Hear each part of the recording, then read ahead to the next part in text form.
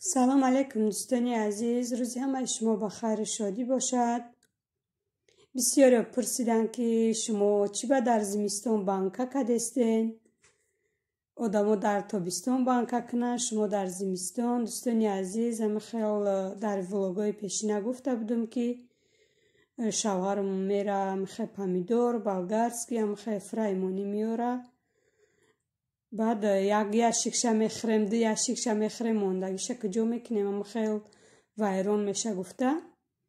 بعد ما گرفتنم خیلی زیروای میکنم و دیگر چیو میکنم، یک 4 لیتر باشه چنکا باشه تمات کرده بودم، موندگیشا با هم خیلی زیروای کدستم. بگهی پولنی پامیدورا را با بلندر زدم، خیلی در 2 کارسون گرفتم، نمکشم انداخته مونده بودم. سر خیلی جوشید، 1 سر جوشید. وقتی نمکش چشیدم کم ترک شورترک اومده. بعد 1 طبق دیگه خیلی پامیدور گرفتم، اوزی او را با بلندر میزنم، 1 جویا میکنم. اوزی ایجاده استوده خیلی تازه کرده با بلندر میزنم. برای عبیتا چوجه بیریون کدستیم، 1-2 چوجه آورده بودم بچه ها، اما را بیرون کدستم. گفتن که من روغانی جوش دا بزن قاقاکی خشرو شوه، ایجا باشه گل کرموندگیم. 1 دیگه زیروای فرو وردم ایتار پیلتا، اقفای عبید شدستم.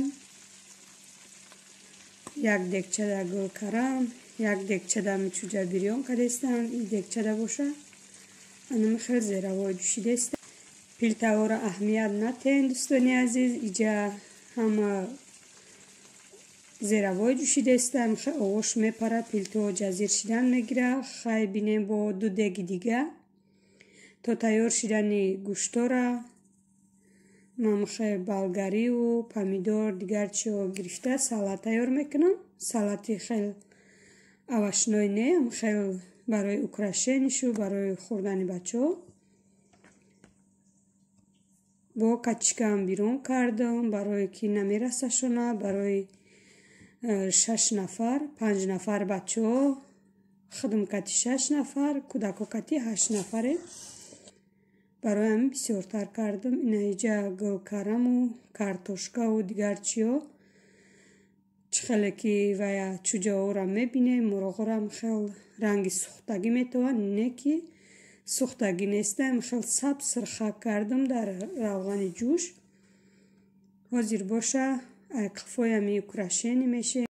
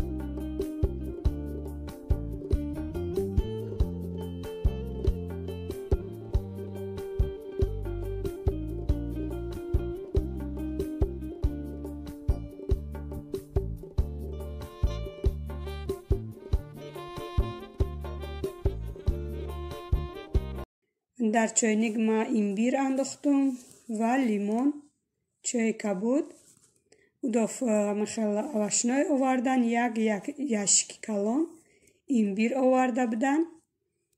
او بچه ها نمیخورن، خیلی اگون تشمی چای کبود خور باشه و همی ایمبیر میخورن. عبید ما هم تیار شد دوستانی عزیز. وزی عبید میکنیم، نصیب باشه با ай қафои дегои зеравой мешавем. ана иҷа зеравои мо уже ҷӯшида тайёр шид. ҳозир ма банкҳора михе парда гирифта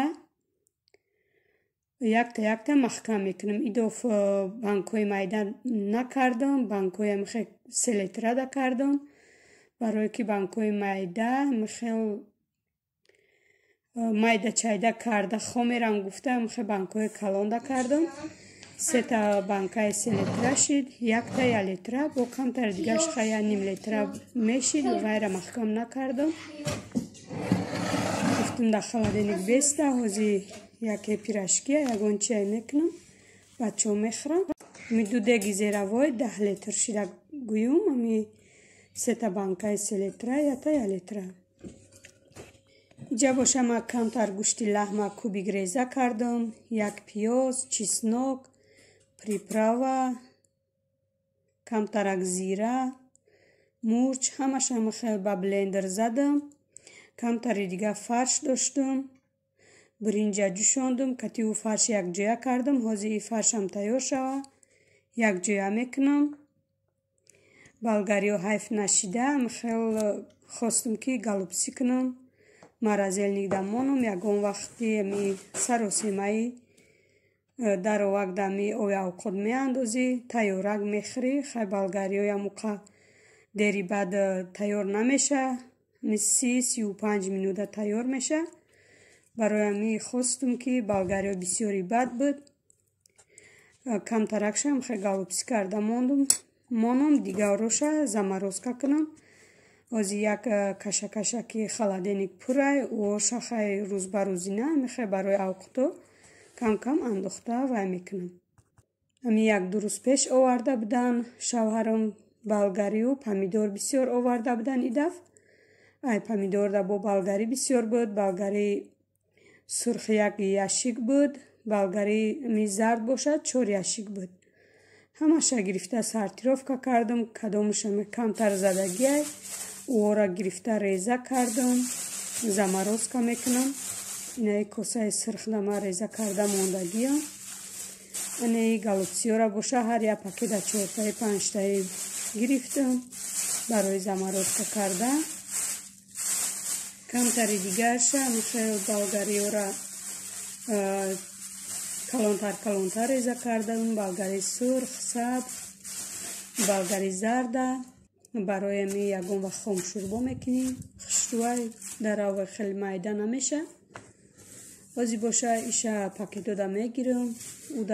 удафангиё заморозка кардагим 7 пакет. ами хеле болгари сурх, зард, сабз буд. ай зард як пакети дига буд. ҳозир боша бо михел 3 пакети дига шид. ана ёша барои хомшурбо реза кардам, майдаи бад реза накардам. дӯстони азиз, дар морозилникам дига гӯшт нестаян, михел фақат ма авашноиёра михел заморозка карда мондестам, штоби ҳайф нашава. болгариву баклаҷону кабачкиам хелеяи морозилникода. баъд дамлама боре кардам, фақат гӯшту картошка надорад, дига ҳамаи чира андохтам. як деги калонда, болгариву капуст, пиёз, сабзӣ, помидор ҳам хеле чора, баклаҷон ҳамашам хеле таф додам, буғда гирифтам ва хунук шидак дар пакето гирифта морозилникда мондам. анаи болгариё боша свежияй. ҳозир камтарак помидор кати мехоҳам ки лечо кунам ва болгарӣ бениҳоят ба маззаи лечо ай усоланги банкҳо ҳастай. анаи ё удафанги заморозка буд, ҳамашаҳои ҷобаҷо мекунам. бисёриё гуфтанд ки ай куҷо меёрен ин қадар бисёра. дӯстони азиз, ами шиносои шавҳарам ҳам хеле авашноида кор мекунанд. ӯ сортировка мекунанд, бояд сортировка кунанд ҳар як фурае ки меояд. баъд сортировка мекунанд, камтар лад хӯрдагиша, камтар чишидагиша меган биёем баренам хеле ҷамъ шидагиай меран меёранд. دوستان عزیز، رحمت کلام برای دستگیریاتون. در ویدیوی ما لایک مونین، کامنتر یا نویسین، حتما ما جواب میدیم. ای همه شما میندار هستم. در ویدیوی پیشینه بسیار دعاهای نغز دادین. خداوند از همه ما و شما راضی باشد. تا ویدیوی آینده، خدا نگهبانتون باشد.